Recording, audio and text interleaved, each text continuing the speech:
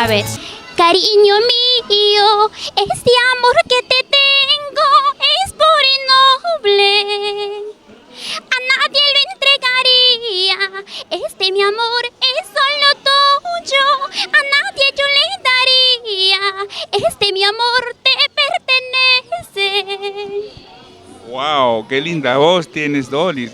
Dime, ¿de quién sería esa voz tan bonita? Bueno, no le podría decir, pero le heredé de mí, creo, ¿no? Bueno, me gusta cantar, el arte lo llevo desde muy pequeña, como le digo, ¿no?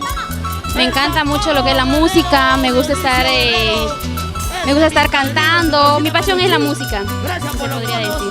Qué bueno. A ver, Doris, ¿alguno telefónico que nos pueda dar? Claro, 982-752-425, es el número de contrato. A ver, ese es para contratos. Ahora queremos del maltrato, pues. ¿Sí?